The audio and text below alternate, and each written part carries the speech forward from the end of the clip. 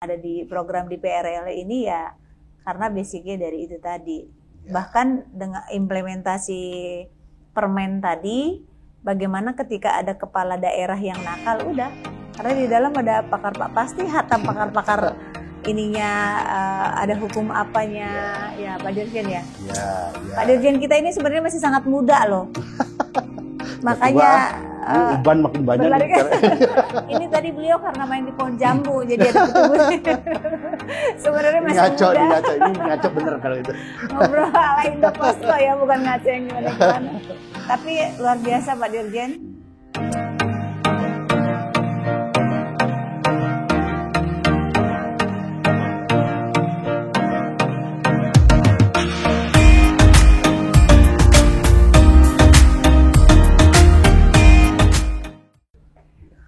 Safir Ngaco, saat ini tim Ngaco sedang berkunjung kembali ke KKP karena kenapa Fir Ngaco selalu senang ke KKP, Kementerian Kelautan Perikanan, karena di sana banyak ilmu, banyak pengetahuan, informasi yang perlu Fir Ngaco tahu. Saat ini kita bertandang ke ruang kerjanya sahabat kita yang tidak asing lagi adalah Pak Victor Manopo. Selamat sore. Sore. Sudah berapa bulan dan hampir sudah 5 bulan dan janjian sudah hampir 2 bulan ya. Yes.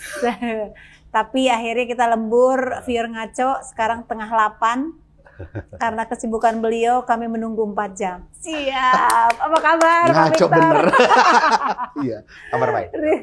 Luar biasa. Janjinya setelah pulang dari luar negeri, tapi ini mau kembali ke luar negeri lagi kita sikat waktunya. Aduh, ampun. Pak, ya. Pak Dirjen, ini kan sebenarnya kalau dihitung orang baru lahir, Pak Dirjen hitungannya masih merangkap. Iya. Tapi kalau saya dengar knowledge-nya kayaknya belajarnya cepat, jadi banyak hal yang saya tanyakan nanti saya yakin dan percaya Fir Ngaco akan dipuaskan oleh jawaban-jawaban beliau. Ngaco Pertama nih, Pak Dirjen. Ya. Saya akan memulai sebenarnya gini, yang menjadi tugas utama ketika Pak Dirjen duduk di kursi Dirjen Pengelolaan Ruang Laut tentunya Fir Ngaco, itu langsung disuruh mensosialisasikan tugas yang turunan dari UU Cipta Kerja, yaitu Permen 28 tahun 2021, begitu dia lahir, 3 bulan kemudian Dirjen Pengelolaan Ruang Laut diangkat sebagai Dirjen. Sekarang saya mau bertanya nih Pak Dirjen, sosialisasinya sudah seperti apa nih permen ini? Jadi gini, ya Permen 28 ini kan turunan juga dari PP 21 ya, tentang pengelolaan ruang laut. Jadi pengelolaan ruang laut. Yang harus dilakukan sebetulnya bagaimana kita bisa mensosialisasikan bukan hanya dari aturannya sebetulnya, tetapi bagaimana semua stakeholder itu aware terhadap aturan itu.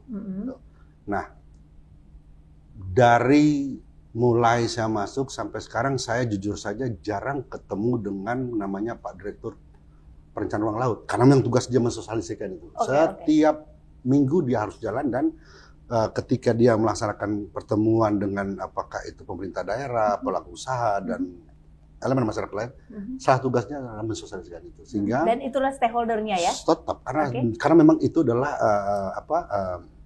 ya memang itu counterpart kita sebetulnya kan, karena kita kan hanya buat kebijakan dan nanti juga yang melakukan mereka dan yang merasakan manfaat itu mereka. Jadi tiap minggu tetap mereka jalan.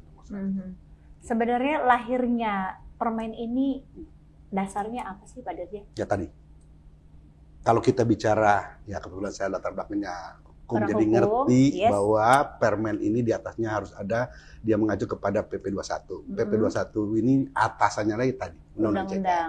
Jadi sebetulnya itu tinggal pelaksanaan bagaimana aturan yang tertinggi itu kita bisa terapkan di bawah sehingga itu bisa berjalan. Itu wujud regulasinya, alasannya. Kan ibaratnya kita melihat seperti apa dulu di lapangan, baru diwujudkan melalui peraturan. Pemerintah pembuat regulasi pastinya ada dasarnya dia dibuat itu sebenarnya apa yang dilihat di lapangan sehingga ada wujud regulasi ini. Ya, jadi begini. Kalau kita bicara dengan tadi Undang-Undang Cipta Kerja, kemudian turunannya PP 21 tentang penataan ruang. Nah, di PP 21 itu kan terbagi 2 nih. Ruang darat dan laut. Nah, kita mengeluarkan namanya Permen 18 tadi itu ruang lautnya.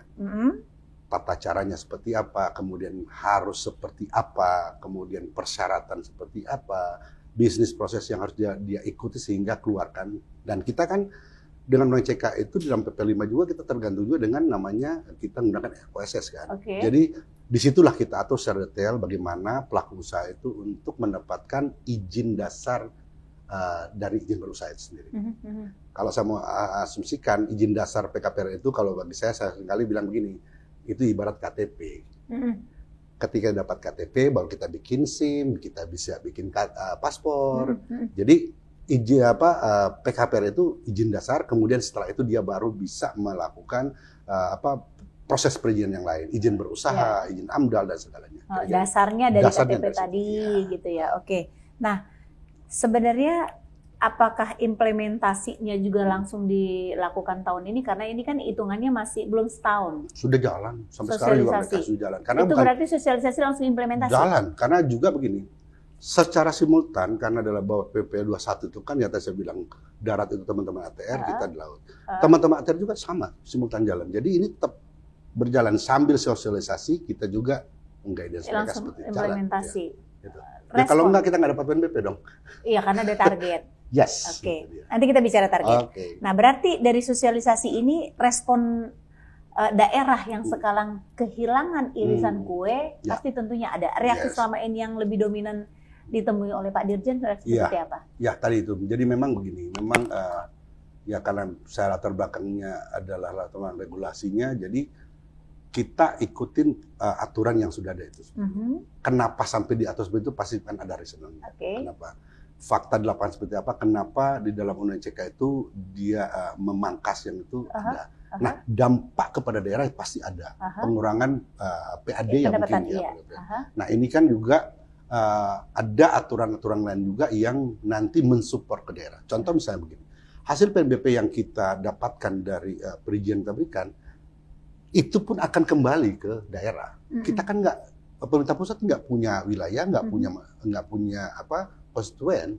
Konstituen kita semua. Betul. Sehingga misalnya ketika izin kita berikan kepada suatu lokasi, kemudian akan berdampak kepada masyarakat itu, ya termasuk juga dengan pemerintah daerah kekurangan pendapat. Ini kan kita kembalikan dalam bentuk program APBD. Atau kegiatan APBD.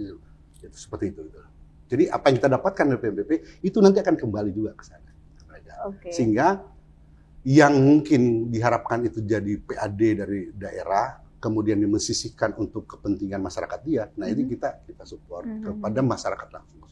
Pernah nggak sih Pak Dirjen ketemu dengan kepala daerah yang protes, tidak setuju, tidak mensupport permen ini? Bukan ketemu, kadang mereka juga kan datang audiensi dengan Pak Menteri, kita diskusikan seperti ini ya mereka mengharapkan juga hal itu kembali. Tapi kan ya kembali kita kan dari regulasi seperti itu yang kita berikan benefit kepada daerah itu seperti itu jadinya.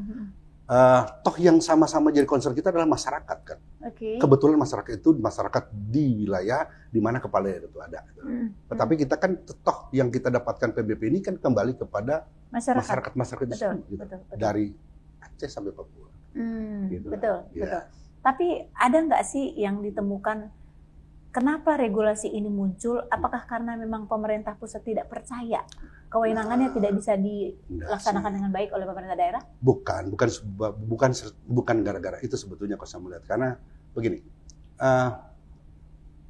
semacam kita lihat di KKP lah sendiri itu kan. Kadang-kala kita kan punya namanya MSPK tadi itu. Ketentuan-ketentuan yang kita syaratkan itu perizinan misalnya seperti itu kan banyak juga yang kita temukan di lapangan tidak seperti itu. Contoh misalnya, ya kita ambil punya teman kita kemarin Pak TB. Ketika misalnya kita lihat aja di daerah pembuatan tambak-tambak bangunan itu ketentuannya harusnya 100 meter dari pinggir pantai. Kita lihat aja sekarang seperti apa. Kemudian cara kontrolnya seperti apa. Kita jujur saja sampai sekarang kita juga akhirnya harus turun ke lapangan mengecek. Dapat dibayangkan kalau NSPK tidak ikutin, suatu tambak udang, sampingnya pasar, di sampingnya rumah sakit, yang kita makan udang apa itu? Iya, udang kira-kira seperti itu. Saya sangat ngomong. Udang limbah rumah sakit. Gitu. Artinya cara penertiban juga sekarang berarti ada beberapa yang tadinya mereka sudah berusaha itu harus dibongkar dan tidak boleh. Pemanfaatannya dipindah? Oh enggak. kan begini. Jadi cara berpikirnya kan begini, bahwa kita pemerintah pusat juga dasar kita berikan itu kan dari daerah. Jadi kembali ke tadi rencana zonasinya. Betul nggak itu masuk dalam zonasi untuk budidaya? Oke. Gitu loh. Yang sesuai peruntukannya ya kita kemudian seperti itu. Sebenarnya lebih menertibkan kan ya? Oke. Biar lebih bagus lah sebetulnya dan lebih sehat. Tapi dari menjelang udah hampir setahun lah ya saya bilang ya penertiban ini, sudah ada berapa jumlah izin yang dikeluarkan oleh PRL? Kalau kita keluarkan itu ya, kalau sebetulnya kalau pastinya berapa, tapi perolehan dari itu kita sama ingat dari hasil itu karena berbeda-beda ya. Pendapatan maksudnya PNBP-nya? PNBP-nya itu yang kita targetkan tahun 2022 ini cuma 49,5%, sampai Juli kemarin kita sudah sampai 133 miliar. Sebetulnya ya, melampaui target. Saya belum bilang itu prestasi karena begini, ya mungkin saja seperti penertiban yang laksanakan itu kan akhirnya menimbulkan kesadaran masyarakat, oh ternyata saya punya kewajiban seperti ini. Sehingga yang dulunya tidak tahu bahwa ada aturan pengurusan PKPRL, nah mereka sudah aware dan mereka. Nah itu mungkin kenapa saya bilang saya belum terlalu senang dengan hasil itu, karena ya sebetulnya ini karena kesadaran para pelaku usaha tahu ada aturan itu sehingga mereka berupaya untuk mengikuti aturan itu. Sehingga PNBP yang kita targetkan mungkin cuma 49,5 miliar di tahun 2022, di periode semester pertama kita sudah capai. Oke, bahkan melampaui target sudah ya. Nah itu apakah itu dukungan dari regulasi ini atau memang salah satunya itu. Memang tapi yang penting, yang pasti itu adalah bagaimana kesadaran para pelaku usaha mengetahui bahwa ada regulasi itu dan itu berbagian daripada kewajiban dia selaku usaha, dan ya tanggung jawab kita melayani mereka dan mempercepat proses perizinan sehingga mereka bisa berputar usaha yang mereka lakukan. Berarti kewenangan PRL ini bertambah dari yang sebelumnya itu seperti izin tambang, izin KJA dan lain sebagainya. Sebetulnya kalau bilang bertambah sebetulnya bukan, karena memang amanah dari aturan tadi itu, ya tadi sampaikan PP 21, kemudian di Permen kita itu memang di situ jelas tegas bahwa izin dasar pengurusan PKPR itu ada di Kementerian PUPR. Nah, dasar itulah kita menggenerate apa yang harus kita lakukan sehingga dari perizinan kita berikan toh kembali ke negara berbentuk PNBP itu. Yang izin-izin baru itu bentuknya seperti apa yang sudah mulai bermunculan? Ya, begini. Contoh misalnya begini. Ada yang sudah melakukan reklamasi misalnya, tetapi dia masih pakai rejim aturan yang lama. Ya dia tinggal mungkin melengkapi karena izin lokasi itu dianggap sama seperti PKPR. Izin prinsip gitu dan. Ya, nah ketika mereka tahu bahwa ketentuan baru ini sebelum dia melakukan reklamasi harus ada izin PKPR itu, nah mereka akhirnya, jadi salah satunya juga adalah dari regulasi. Hanya yang melengkapi administrasi? Yang sudah ya, yang sudah. Jadi sebelum ada aturan ini mereka sudah mendapatkan izin pakai rejimnya lama, izin lokasi, dan mereka tinggal melengkapi, kita tinggal dorong ke OSS, itu bisa keluar. Tetapi yang baru, dengan menggunakan aturan yang baru, mereka harus mengajukan proses perizinan PKPRL. Artinya dengan penambahan adanya regulasi, ini bukan malah membuat ribet kan? Pak Dirjen bisa sampaikan sesimpel apa sih sebenarnya teman-teman yang di luar sana yang merasa terlalu banyak regulasi, terlalu banyak aturan. Sesimpel apa sebenarnya untuk mereka dapat seperti ini? Jadi uji kepatuhan masyarakat pengusaha untuk mau mengurus izinnya. Sebetulnya simpel aja, karena begini, kita semua pada saat proses perizinan kita sudah membatasi tidak ketemu dengan kita, langsung online.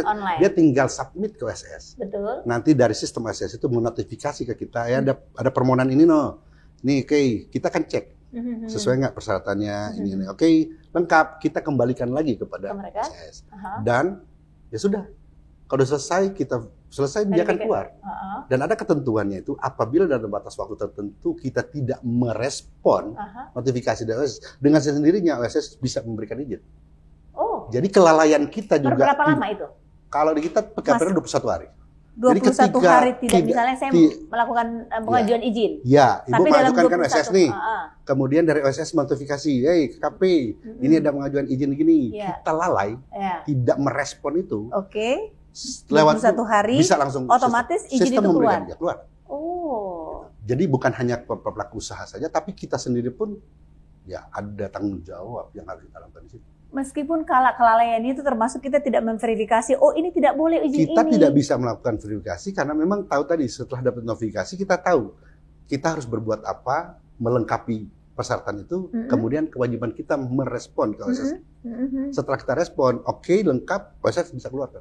Oke. Ketika kita tidak merespon permintaan itu, sedangkan waktu tersebut 21 hari langsung otomatis. Oke. Nah, tapi izin misalnya, kita kan harus melakukan verifikasi misalnya karena peruntukannya beda-beda. Kalau ibaratnya peruntukan untuk daerah wisata terus saya pasang tambak udang di sana, tapi 21 hari tidak ada respon, otomatis saya langsung dapat izin kan? Itu kesalahan di kita. Berarti kan siapa? Kelalaian. Berarti kan kelalaian itu kita institusi iya mengakui kelalaian.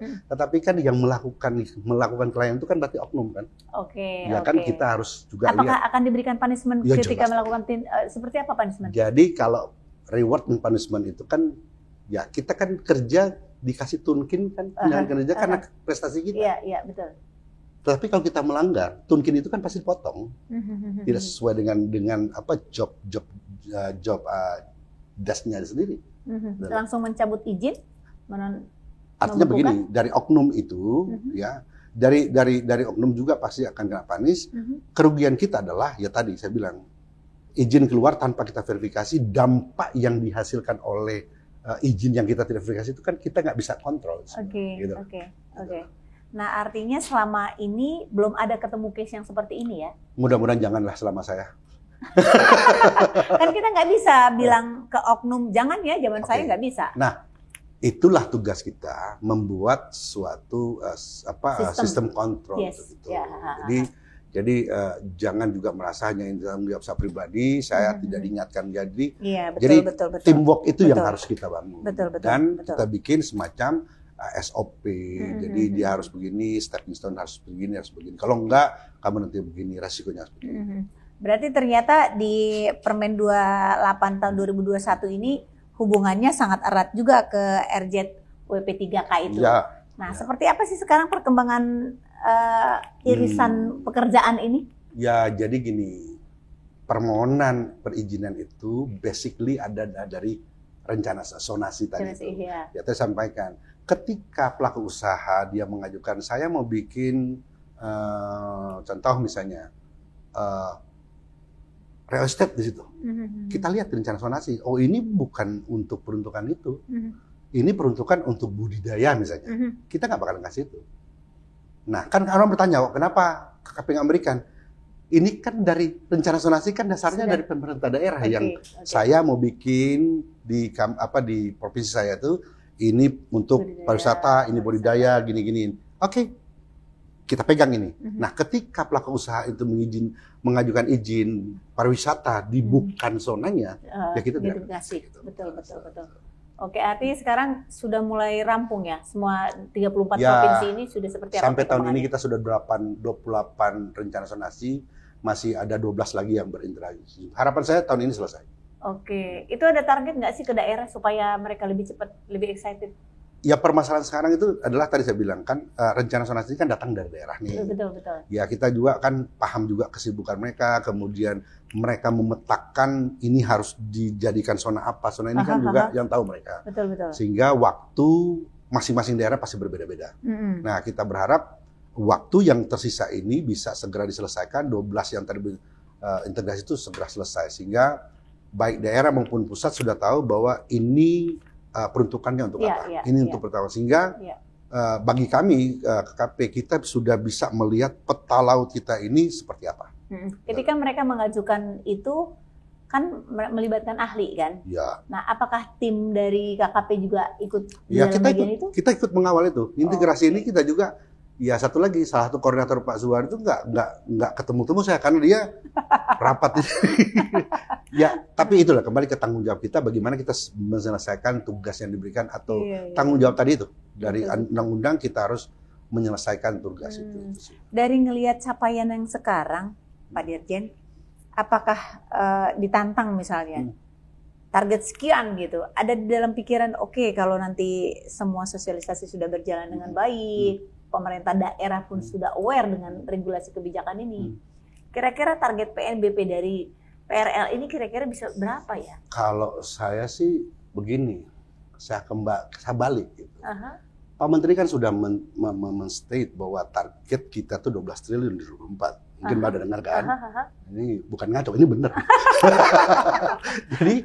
jadi di KKP ini kan ada berapa eselon 1 nih. Jadi perintah tangkap berapa, ini berapa. Nah kami itu sebetulnya di 2022 saya sampaikan. Kita 49,5, tapi kita sudah lewati itu sudah. Kemudian, nah tahun depan Pak Menteri targetnya 333 miliar. Oh, 333. Tapi itu masih jauh dari 12T. Ya, itu kan badan kita. Iya. Kan tadi saya bilang ada Dirjen Perikan Tangkap dan lain, dan mereka tuh leading nih. Target mereka tahun ini perikan tangkap itu 1,6 T dari perikan tangkap. Nah, bagi kita sekarang ya karena tahun 2022 kita tetapkan di tahun 2021 capaian kita cuma 49,5, kita sudah leading dan kita sudah lewatin itu, dan Pak Menteri juga sudah bilang ya udah tahun 2003 bisa nggak capai 330. Bukan cuma situ, masih koma. Belum. Kan pemerintahan akhir 2024 nih. Belum T sih ditargetkan. 2004 berapa? Jadi dia naik 618 miliar. Artinya ya kan, ya tadi kita masih merangkak nih ceritanya masa kan suruh lari nggak mungkin. Dari 49 kita naik ke 333 miliar 2023, kemudian 2004 618 miliar. 618 M 223. Nah kalau dari PRL sudah menyumbang begitu. 224 ini 2024. Iya. Artinya saya berpikir tadinya 12T itu hanya diperuntukkan untuk perikanan tangkap. Ternyata enggak ya? Enggak dong. Support dari PRL juga semua, ada ya? Semua. PRL, budidaya, PDS, yang ada di KP semua itu mensupport, itulah hasil. Untuk 12T tadi, oke.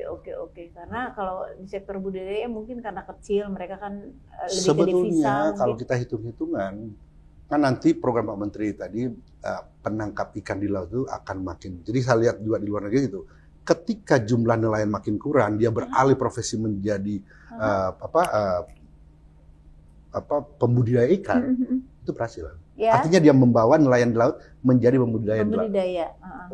Dari yang tadinya hanya menangkap, dia sekarang dia membudidaya. Harus ada investasi. Dari budidaya ini sebetulnya, ya potensi penerimaan negara kan lebih besar. Karena dia berputar di situ. Karena bukan hanya semata-mata dia bicara produksi daripada itu, tapi kan situ ada multiplier efek lain yang bekerja. Dia harus siapkan hatchery-nya, bibit, dia harus siapkan pakannya di situ. Kemudian dia harus konektivitas yang lain. Dia macam-macam. Iya. Effortnya lebih banyak lah. Gitu. Nah, Pak Dirjen, ini kan kita juga harus mensupport program prioritasnya Menteri ya. Nah, kalau saya tangkap program prioritas Pak Menteri itu sekarang lebih ke penangkapan ikan terukur. Nah, seperti apa perannya si PRL untuk mendukung si penangkapan ikan terukur tadi? Ya, sebelum saya jawab itu sebetulnya saya mau bilang begini. Awal memang Pak Menteri fokus di penangkapan ikan terukur, kemudian budidaya. Nah, sekarang akhir-akhir ini setelah kita pulang dari Lisbon kemarin, di UN Conference kemarin, ini bertambah, Mbak. Bertambahnya itu dari penangkapan ikan terukur, kemudian budidaya, kemudian perluasan kawasan konservasi laut, kemudian masalah penataan ruang laut di pesisir dan pulau kecil, dan yang ketiga adalah pelaksanaan program Bulan Cinta Laut. Ini terkait masalah sampah di laut. Nah, dari 5 itu 3 itu ada saya masalahnya. Oke, saya kembali tadi pertanyaan, bagaimana kita? Dukungan dari PRL. Dari 5 tadi itu, yang 3 dan kelima ini ada di PRL. Ya. Jadi supportingnya adalah bagaimana kita memperluas kawasan konservasi ya. Jadi di 6 zona penangkapan ikan terukur Pak Menteri sadangkan itu, di situ wajib ada zonasi kawasan konservasi yang restricted area, no take zone. Artinya tidak betul-betul kawasan itu tidak boleh diapa-apain. Sehingga kenapa kita sebut begitu? Inilah dia menjamin stok fish yang ada di area itu sehingga ikan itu tidak lari ke negara lain. Ketika kita bisa menjaga kawasan konservasi di laut itu, dijadikan dia sebagai spawning and necessary ground daripada ikan, tempatnya. Ikan kan beranak di situ, dia nggak lari kemana-mana. Disitulah nelayan kita bisa ngambil ikan. Kebayang kalau tidak ada itu, ikan kita lari kemana-mana. Dia nggak punya KTP ikan. Iya. Migrasi soalnya. Nah, di samping itu ada benefit lain yang bisa didapatkan. dengan kawasan konservasi yang kita jaga itu, kita juga dia bisa meng-create karbon. Jadi dua hal yang bisa kita dapatkan dengan kita menjaga konservasi itu. Oke, itu yang ada di saya juga. Perluasan dan bagaimana kita membuat kualitas dari kawasan konservasi itu betul-betul terjaga. Nah, yang kedua, bulan cinta laut tadi itu, bagaimana kita mengambil sampah-sampah di laut. Nah, kembali lagi ke kalau laut itu kita tidak jaga jadi bersih, lah ikan jangankan itu, dia akan lari kemana-mana. Iya. Jadi kita mulai hilangkan lagi. Kemana Bu? Ke laut aja. Nggak boleh lagi ngaco. Kemana ke laut aja. Oke, satu lagi. Tadi perluasan lahan, bulan cinta laut, satu lagi. Satu lagi itu ya tadi yang kita bicarakan tadi terkait dengan PKPRL. Bagaimana di kita itu, bagaimana kita bisa menjamin memberikan perizinan di kawasan-kawasan yang sudah diberikan dengan melihat komposisi atau mungkin daya dukung daripada wilayah laut yang kita berikan. Karena banyak juga yang ya kita coba lihat, contoh misalnya Pak Menteri seringkali katakan bahwa dulu di kampung saya punya Bunaken yang hebat. Sekarang karena kita lebih mengutamakan mazhabnya ekonomi, ekologi dipinggirkan. Sekarang di bawah sudah banyak sampah, Kara makin rusak. Siapa yang bertanggung jawab? Pemerintah. Siapa lagi pemerintah? Nah ini yang harus kita pikir. Jadi semua sih. Harusnya itulah. Jadi kita di bagian sosialisasi tadi Bu, kita menghimbau, kita mengajak semua stakeholder itu untuk aware tentang itu. Iya. Karena kita dapat duit dari pengelolaan pariwisata, kemudian kegiatan yang lainnya di situ. Dampak yang kita dapatkan kerusakan ekologi laut itu harganya lebih mahal. Iya, betul.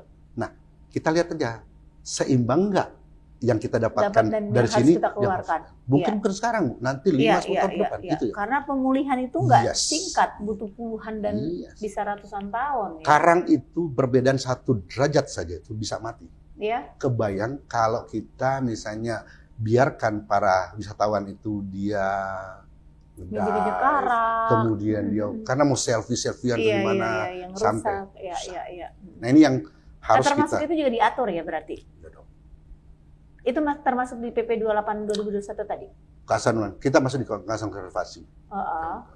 Nah seperti apa sih Pak? Kan kita Pak Dirjen ini kita banyak juga nih termasuk hitungan-hitungan yang kemarin yang kalau dunia yang nabrak karang di Raja Ampat, laju kerusakan kemarin karena ada diving massal di Bunaken dan lain sebagainya. Nah untuk mengantisipasi hal-hal seperti ini tidak terulang lagi karena kita sama-sama tahu untuk melakukan pemulihan ini nggak singkat. Nah ada pendekatan approach seperti apa sih baik ke asosiasi ke pihak-pihak lain? Jadi begini. Jadi berawal tadi saya bilang kita aware terhadap ekologi tadi itu kan. Jadi kan pemerintah ini cuma trigger aja sebetulnya. Nah, banyak juga komunitas kemudian stakeholder lain yang aware juga. Nah, kita satukan kayak ini. Contoh misalnya kita ada satu kawasan wisata bahari yang di wisata bahari hiu paus yang di Nusa Tenggara Barat dekat Pulau Moyo.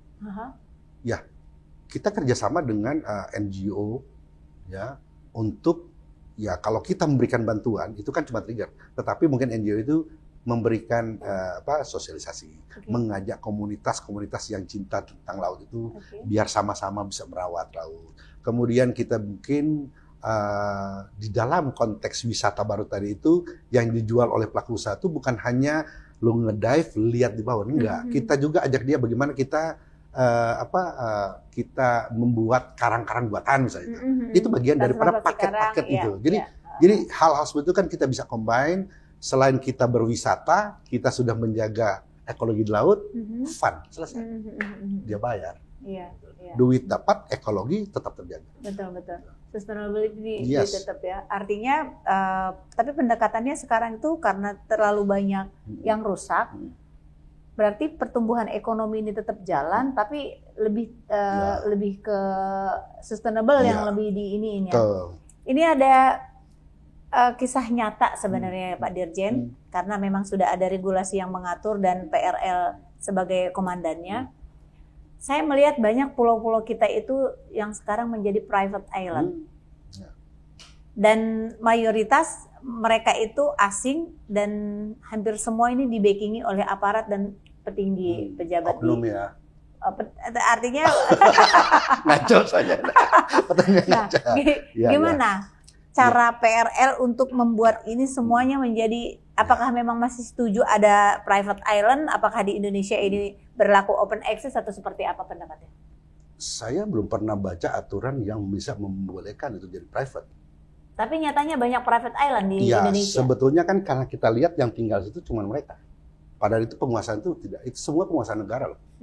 Kita pun PRL atau KKP ya dalam rangka memberikan kepastian hukum bagi pulau-pulau dan 17.000 pulau itu tadi. Ya kita mengaca ke sipadan digital. Belum kurang ya Pak Dirjen ya 17.508.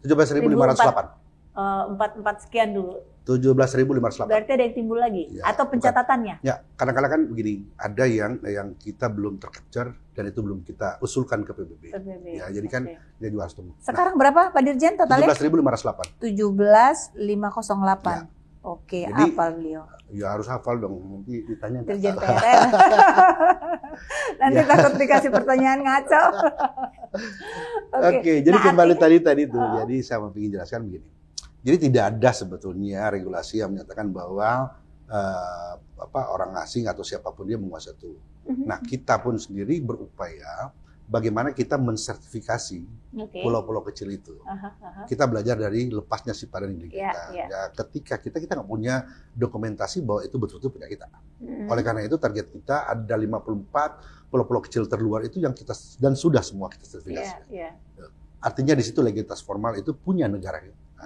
Nah, tinggal kita kerjasamakan, bisa contoh. Karena dia mungkin pulau kecil terluar, ya yang paling dominan itu adalah teman-teman kita di sektor pengamanan. Jadi mungkin Kementerian Pertahanan kita mungkin kerjasamakan bikin apa di situ. Jadi sekaligus kita menguasai pulau itu, di situ kita tancapkan merah putih dan mereka tahu bahwa itu punya kita. Nah, itu bagian dari strategi yang harus kita buat. Tapi Pak Dirjen kayaknya sekarang aja udah sangat sibuk. Tapi kayaknya perlu saya ajak ke pulau-pulau yang memang saat ini masih menjadi private island, Pak Dirjen. Boleh. Supaya regulasi kita ini benar-benar terpakai. Jadi kita tidak hanya seperti jago kandang yang berani memberikan punishment ke kita saja, tetapi ke orang-orang luar yang memang menjadikan salah satu pulau kita itu menjadi private island. Karena ini pengalaman pribadi saya termasuk di Pulau Nias kemarin, lalu ada juga di Kalimantan yang seperti itu menjadikan itu private island. Artinya seperti yang Pak Dirjen sampaikan tadi, nggak boleh ada di Indonesia ini menjadi private island karena itu NKRI punya. Artinya pejabat mau masyarakat pengen tahu daerah itu boleh dong.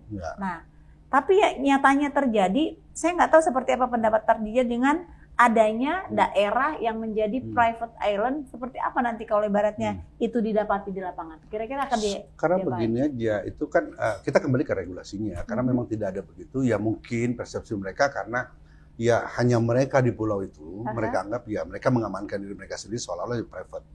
Tapi kan kalau kita lihat lebih luas, pulau itu punya siapa sih? Oke, terus kita bertanya, dia ngapain sih di pulau? Kalau dia melakukan hal yang positif, kalau negatif, terus gimana intervensi negara melihat itu?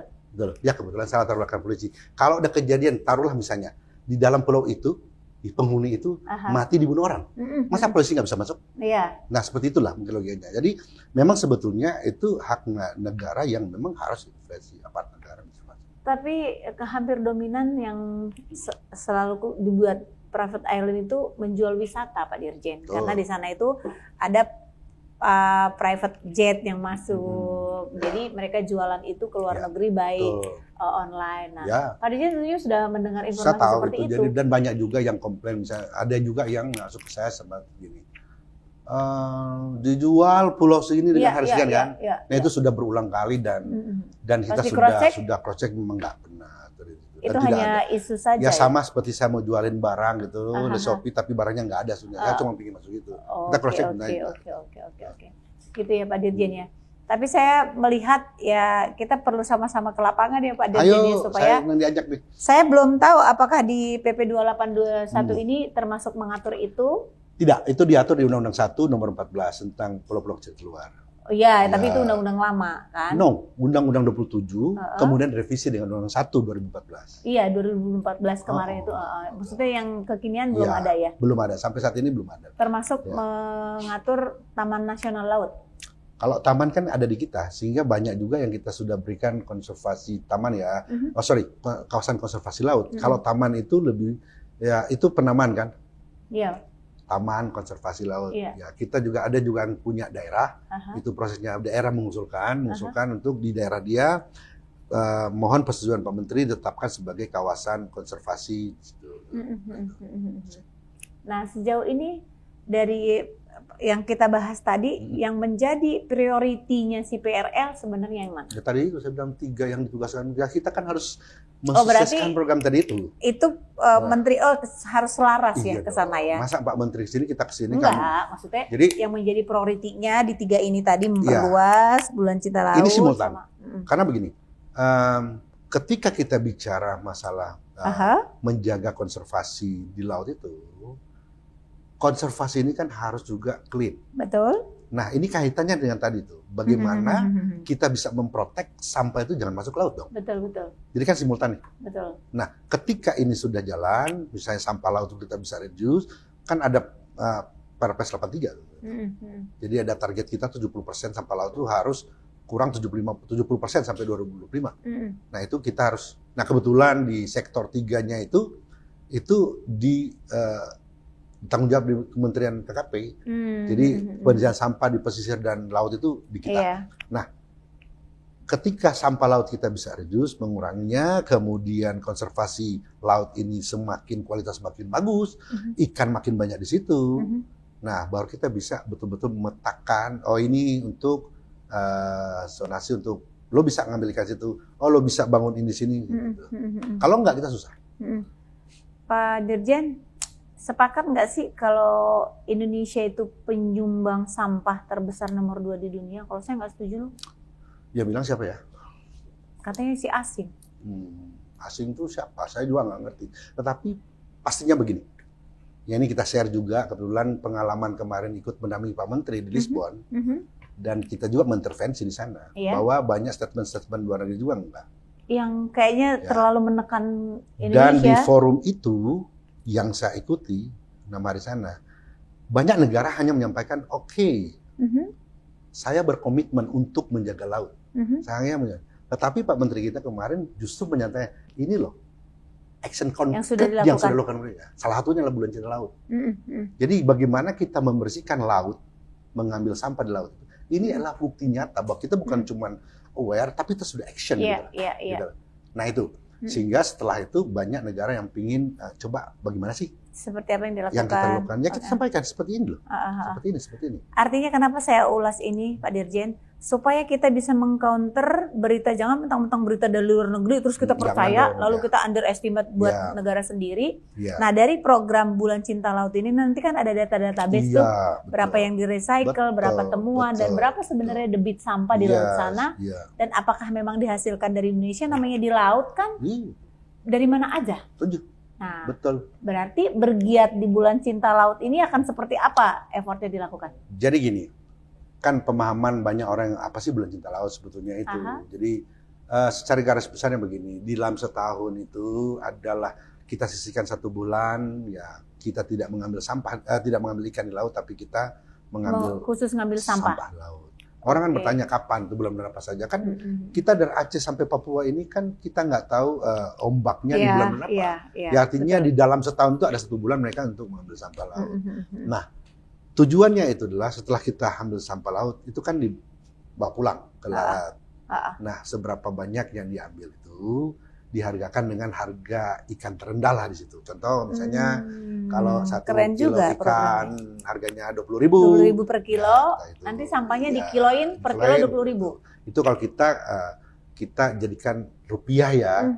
Tetapi kan juga ada teman-teman perusahaan, oh iya aku tahu aku membuat produk ini yang ternyata produk saya itu sampai ke laut gitu loh. Jadi dia punya tanggung jawab moral.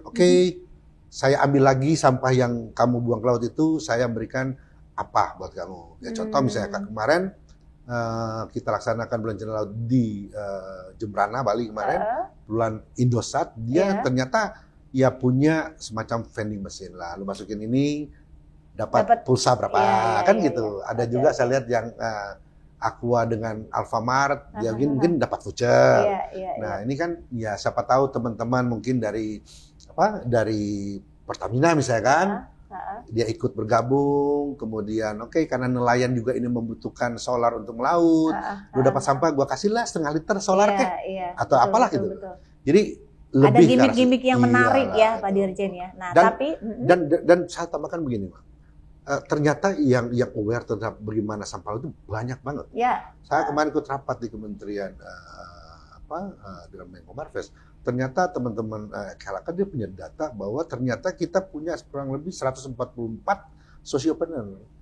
Jadi mereka khusus di bidang itu mengambil sampah itu tadi.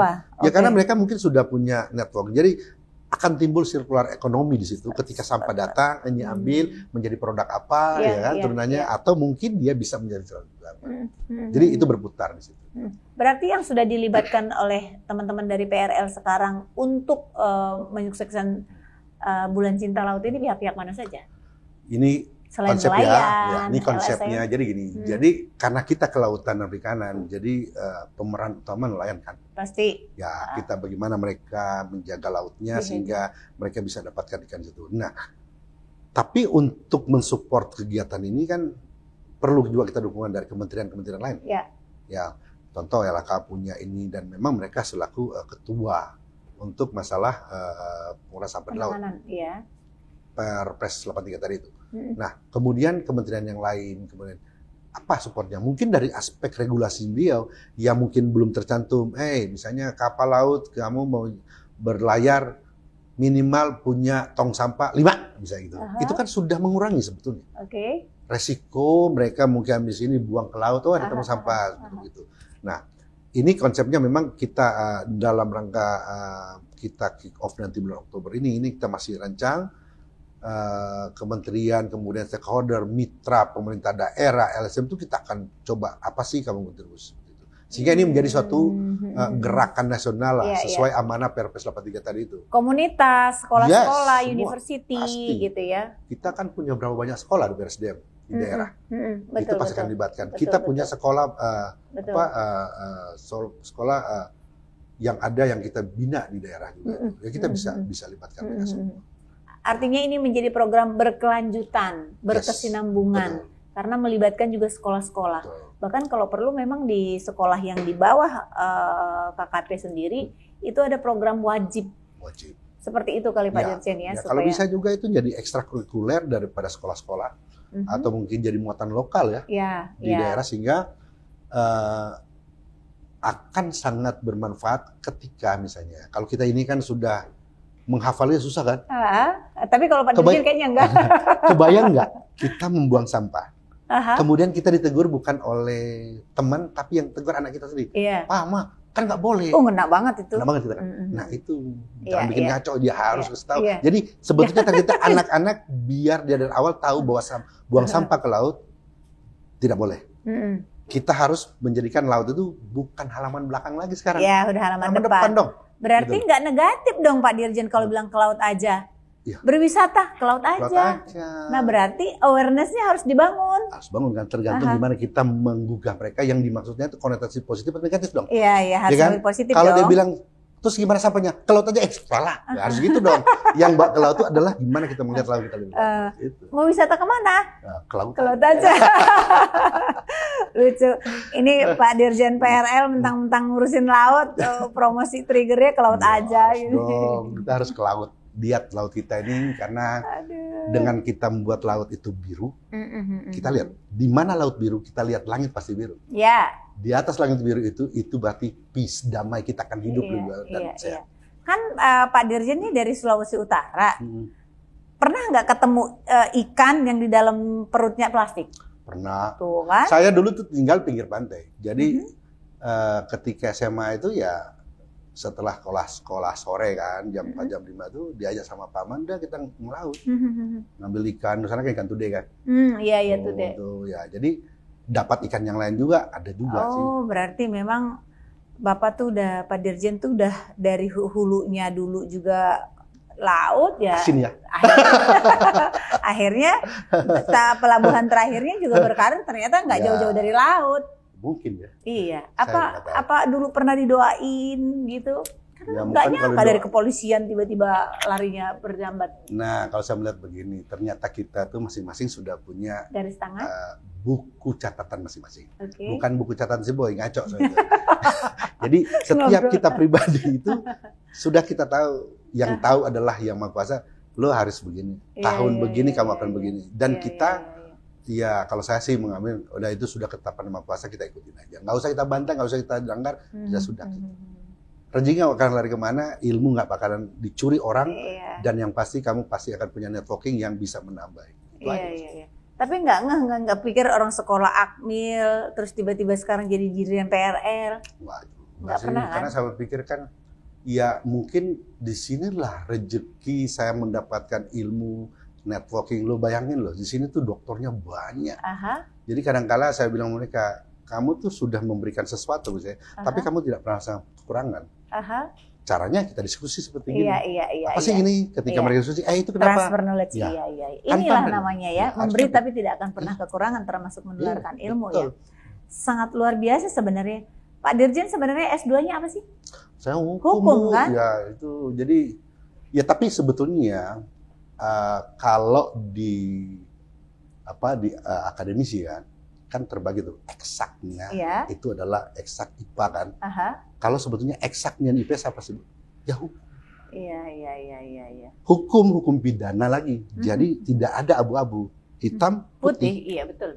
Jadi eksaknya di IPS itu adalah hukum. Iya, betul. Makanya kayaknya Pak Dirjen Pengelolaan Ruang Laut ini tidak kesulitan nyaplok semua yang ada di program di PRL ini ya karena basicnya dari itu tadi. Bahkan dengan implementasi permen tadi, bagaimana ketika ada kepala daerah yang nakal, udah. Karena di dalam ada pasti hatam pakar-pakar ininya, ada hukum apanya, ya Pak Dirjen ya. Pak Dirjen kita ini sebenarnya masih sangat muda loh. Makanya uban makin banyak. Ini tadi beliau karena main di pohon jambu, jadi ada betul-betul. Sebenarnya masih ngaco, muda. Ini ngaco bener kalau itu. Ngobrol ala Indoposto ya, bukan ngaco yang gimana-gimana. Tapi luar biasa Pak Dirjen. Hal-hal yang positif, memang seperti yang Pak Dirjen sampaikan tadi, tidak akan kekurangan sekalipun banyak memberikan ilmu pemahaman ke masyarakat itu justru akan kita ilmunya juga akan keisi lebih banyak. Kira-kira masih ada belum sih yang perlu disampaikan informasi terkait pengelolaan ruang laut yang belum disampaikan ke masyarakat halayak banyak? Sebetulnya sih himbauan saja bahwa kita ini kan hanya melaksanakan saja apa yang menjadi tanggung jawab kita. Dan masing-masing kita yang ada, ya baik itu masyarakat maupun stakeholder yang lain, kan masing-masing punya tanggung jawab. Setidak-tidaknya dia juga mungkin tidak punya pekerjaan, ada tanggung jawab juga bagi diri sendiri. Dia pingin sehat, dia harus jaga lingkungannya lebih sehat. Nah kebetulan kita di kelautan dan perikanan ini, ya saya lebih mengarah kepada bagaimana kita bisa menjaga ruang laut tadi itu. Siapapun kita. Karena dengan laut sehat, tadi saya bilang langit biru, kemudian kehidupan sehat. Setiap orang mau dia profesi apapun, dia juga butuh kesehatan tadi. Jadi kalau masing-masing kita sudah menjaga biar laut itu sehat, saya pikir kita fine-fine aja, sehat terus. Terakhir Pak Dirjen, karena memang tadi kita di awal ngomongin tentang regulasi, kalau ada regulasi ada aturan berarti ada punishment. Punishment terberat apa sih sekiranya ada yang melanggar sampai hukuman pidana penjara ya? Enggak, kalau di kita kan lebih kepada karena ini kan lebih kepada pelaku saya. Di aturan-aturan kita kan dia lebih kepada sanksi administratif sih. Paling cabut izin tapi kalau memang disertai dengan tindak pidana, itu tindak pidana juga tetap lanjut, tetapi bukan KKP yang melaksanakan apartemen pihak lain. Tapi seperti kemarin penambangan ilegal pasir, penambangan kita yang lebih lain-lain. kepada itu sanksi administrasi tadi itu. Yang melanggar ini kan ada di permen kita tuh. dia melanggar ini sanksinya seperti apa. Tapi Dan tindakannya kan sudah pelanggaran hukum. betul. Aha. Ya jadi kita mengenakan dia sesuai aturan yang ada kita, dia kena sanksi administratif. Oh. Dia misalnya ditegur atau dicabut izinnya, kemudian kerusakan yang kita hitung, dia harus fine. Dikembalikan. Dia harus bayar. Oke. Ke negara dong. Karena pemahaman kita bagaimana kerusakan yang dibuat oleh pelaku itu, dia harus bertanggung jawab, dia harus rehabilitasi kerusakan itu. Itu lebih ke situ sih. Tapi namanya pengelolaan ruang laut, kita harus ke laut ya. Harus One day Pak Dirjen harus sama-sama. Aduh, terima kasih Pak Dirjen. Obrolan hangat, mengalir, meskipun dari regulasinya kesannya sih agak berat, tapi karena Pak Dirjen kita ngapung jadi enteng.